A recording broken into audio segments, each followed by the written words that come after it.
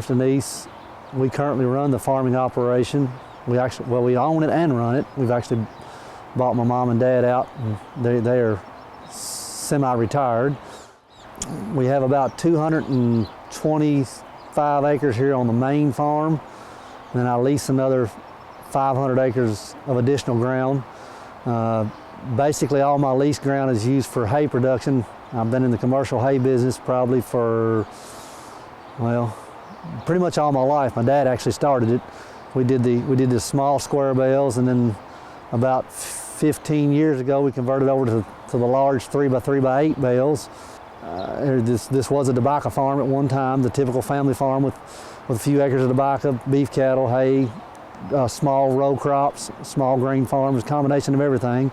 So we're still a little bit diversified, maybe not quite as diversified as we were. Prior to doing all this, I spent 12 years in banking. That's actually what my background is in economics and financing. And then I decided to leave the bank. We also have it's actually a full-time business as a real estate appraisal service. And that allowed a little more flexibility for me to be able to do that at nights and weekends and when it's wet, and then continue the farming operation and grow the farming operation. Most farming operations, or at least this one here in particular, we're always in for change or trying something new or something we've read about or heard about or talked about. Everything from going to the small bales to the large square bales, and going from the cows and cow-calf operation out here running the pasture ground to now what you see behind me, which is a complete cow-calf confinement facility that we built about 3.5 years ago. We made 2 trips to Iowa, talked to several farmers, did some research, worked with the crew at the University of Kentucky, just gathering data and research and analyzing and thinking this thing out before we actually did it. It wasn't just an overnight decision. Basically, this barn back here is built for 80 cows. My cows are a little larger. We are working on that. So we usually try to keep 70 cows. I think currently we have 74 cows in here. And that plays with how we're doing our embryo work and how that works out as to how many cows are actually in the barn at any time. But usually there's always 70 plus mama cows in the barn. This particular building, I was sold on the hot dip galvanized frame. All steel. There's not any wood in the entire building. It's either steel, concrete, or the tarp itself, other than a little bit of wood that goes around the water. But basically I wanted to build this thing to last, because it is a big investment. The hot dip galvanized will never rust. With the ammonia and running cattle and dealing with that kind of stuff and the sawdust or whatever, I figured that was a very important aspect, was to keep rust out of this building. Also to keep rust off of your frames, because rust would cause friction with the tarps, and you'd probably have a less lifespan of your tarp. Now the reason we chose the tarp structure is a lot of the research we've done, and the people that we talked to, is I think part of the feed efficiency, part of the production rate, and the conception rates and all that, is the comfortability in the barn, the natural light that actually comes through the tarps. We were told that in the summertime, the tarp structures are 25 degrees cooler, and in the wintertime, they also protect some of the cold elements.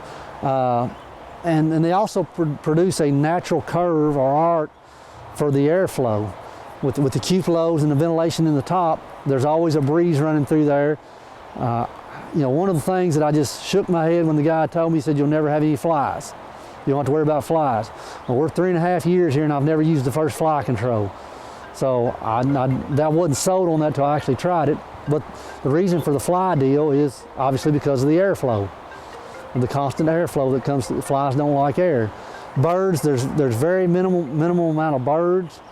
They have nowhere to roost, they have nowhere to nest, and plus they don't like that light. So birds have a tendency to pull away from lights.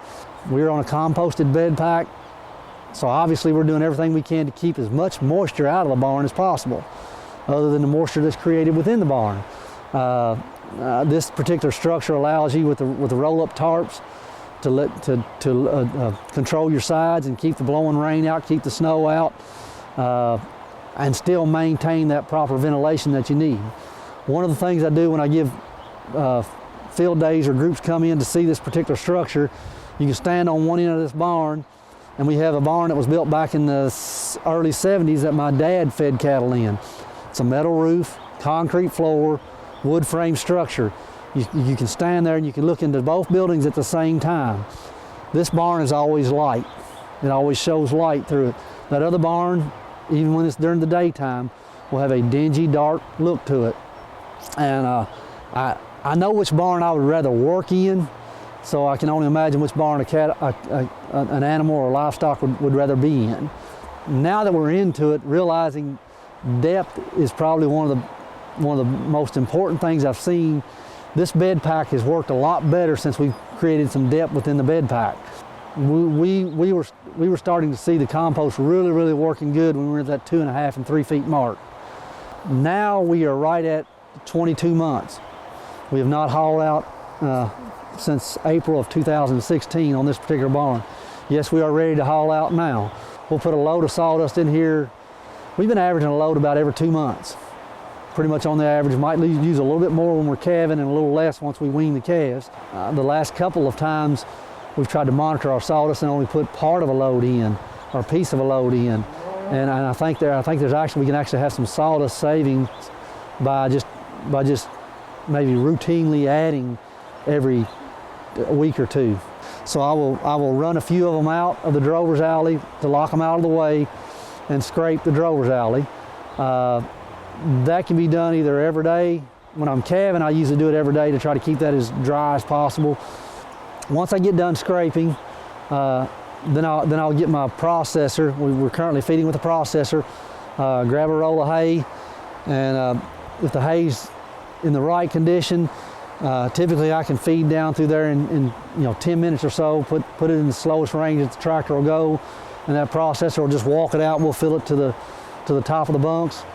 Then when I'm done processing a row down through the bunks, I'll come back to the barn and let the cows in on one end of the barn only.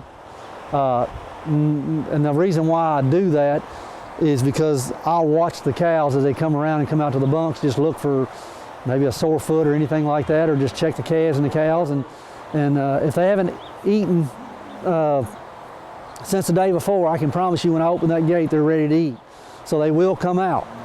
If they don't come out, there's probably a signal to check the cow or check the calf and see if either there's a foot problem or maybe she's getting ready to calve or something like that. So that way I get to monitor my cattle every day when I let them out into the feed bunk. While they're eating, I can plow the bed pack. Basically try to plow the entire bed pack. Then I'll make a couple extra turns through, zigzagging a little bit just to get some cross cuts, just to try to make sure we get it fluffed up and opened up pretty good. Sometimes I'll lock the cows and calves out if need to be. Majority of the time I don't even have to shut these gates because they're going to stay out here and eat. Then I'll just make sure I shut the gate once I pull the tractor in so they can't accidentally get out. Then after I'm done plowing, I can come back and open the gates up, and the cows and calves will filter back into the bed pack throughout the day, or the calves will go out through the creep field. Depends on what the weather's like. If the sun's shining, more than likely my calves will be out in the field. At the end of the barn we have a creep field, and that's what we let the calves do, to go out and get away from the cows, and they've got a feeder out there that they can actually get access to feed. That's pretty much all we do. From start to finish, if everything goes right, we don't have to give any kind of a treatment or anything like that. I can typically feed and monitor, plow and scrape in less than an hour every day. Actually, one of my hay customers came by and saw the building after we were building it, and they're in the registered Angus business, and they fool with a lot of embryos or whatever. I had never done anything like that. I'd never even AI'd. I was always just a small cow herd with a couple bulls. They made an offer to me to try some of their embryos, and so we used some of our cows as recips. The first year we did 16 of them. I'm talking about the first year of the barn that we actually built. We did 16 cows, and we wound up with eight calves out of the bunch. We also did some AI work. That first year, every cow got bred. If it wasn't the embryo or the AI, it did get bull bred. I told the guys I would try this and see how it worked out, but my main focus was I got a cow in this barn, and the only way that this barn is going to get paid for is if that cow has a calf that I can sell. So I just want a calf. The embryo calf is a bonus. The AI calf is probably considered a bonus, and then the other calf following in behind is what I need. You know, so we're pleased with our conception rates. The second year, we also had 100% conception rate of every cow that was in this barn got bred. So, you know, the first year I thought was good luck. The second year, I don't know what you call it. We've got cleanup bulls in now. We will get ready to preg check for the third go around. You know, hopefully everything will be bred. If not, I think our percentages for a 3-year will still be good.